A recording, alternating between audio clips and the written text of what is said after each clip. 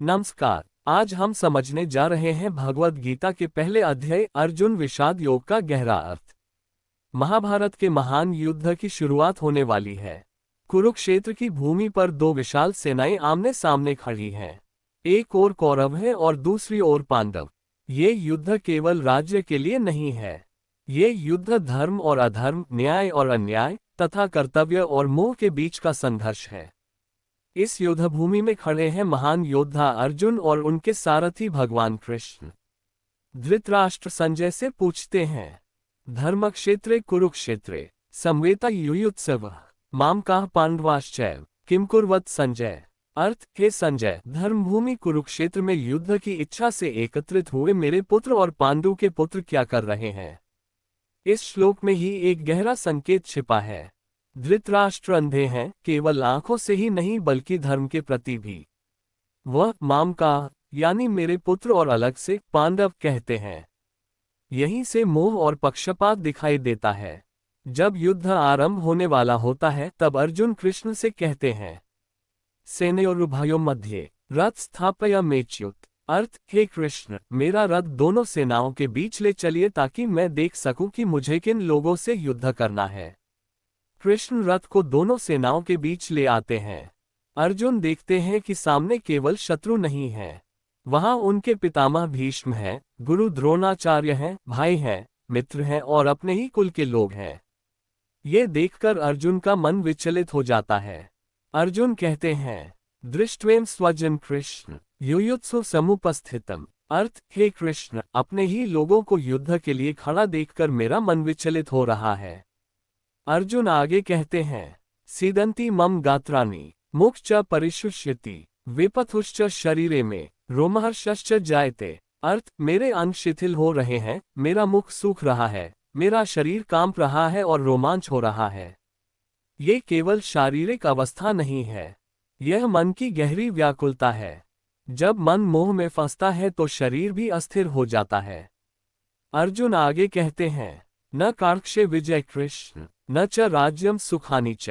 अर्थ, हे कृष्ण, मुझे न विजय चाहिए, न राज्य चाहिए और न ही सुख चाहिए। अगर राज्य प्राप्त करने के लिए अपने ही लोगों को मारना पड़े तो ऐसे राज्य का क्या मूल्य है। अर्जुन का ये प्रश्न बहुत गहरा है। ये केवल युद्ध का प्रश्न नहीं है बल्कि यह जीवन का प्रश्न है। क्या कर्तव्य के लिए अपने प्रियजनों के विरुद्ध जाना सही है? क्या धर्म के लिए संघर्ष करना आवश्यक है? अर्जुन आगे कहते हैं, कुलक्षय प्रणश्यन्ति कुलधर्माः सनातनाः। अर्थ, जब कुल का विनाश होता है तब कुल के सनातन धर्म भी नष्ट हो जाते हैं। और जब धर्म नष्ट हो जाता है तो समाज में अधर्म बढ़ जाता है। अर्जुन को भय है कि इस युद्ध से केवल लोगों की मृत्यु नहीं होगी बल्कि समाज की व्यवस्था भी टूट जाएगी। अंत में अर्जुन कहते हैं, यदि मां प्रतिकारम अशस्त्रम शस्त्रपाण्यः धार्तराष्ट्रा रणे हान्यु तन्मे क्षेमतर भावेत। अर्थ, यदि कौरव मुझे बिना हथियार के भी मार दे तो भी मैं युद्ध नहीं करना चाहता। ये कहकर अर्जुन अपना गांडीव धनुष नीचे रख देते हैं और रथ में बैठ जाते हैं। यहीं समाप्त होता है भगवद गीता का पहला अध्याय अर्जुन विषाद योग। अब प्रश्न उठता है कि इस अध्याय का नाम विषाद योग क्यों है। विषाद का अर्थ है गहरा दुख, निराशा या मानसिक पीड़ा। लेकिन गीता हमें एक अद्भुत बात सिखाती है, कभी कभी यही दुख ज्ञान का द्वार खोल देता है। अर्जुन का ये विषाद कमजोरी नहीं है, यह एक ऐसा क्षण है जहां मनुष्य अपने जीवन के सबसे बड़े प्रश्नों का सामना करता है।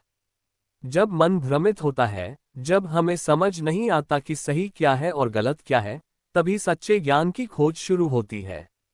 अर्जुन का ये संकट वास्तव में हर मनुष्य का संकट है। जीवन में कई बार हम भी ऐसे मोड़ पर खड़े होते हैं जहां निर्णय लेना कठिन हो जाता है। कर्तव्य एक ओर खड़ा होता है और मोह दूसरी ओर। इसी दुविधा के क्षण में मनुष्य को मार्गदर्शन की आवश्यकता होती है। और यही मार्गदर्शन आगे भगवान कृष्ण देने वाले हैं। अगले अध्याय में कृष्ण अर्जुन को जीवन, आत्मा, कर्म और धर्म का गहरा ज्ञान देने वाले हैं। इसलिए गीता का पहला अध्याय हमें सिखाता है कि प्रश्न करना गलत नहीं है, दुविधा होना भी गलत नहीं है, क्योंकि कई बार वही दुविधा हमें सत्य के मार्ग तक ले जाती है। अर्जुन का विषाद ही गीता के ज्ञान की शुरुआत बनता है।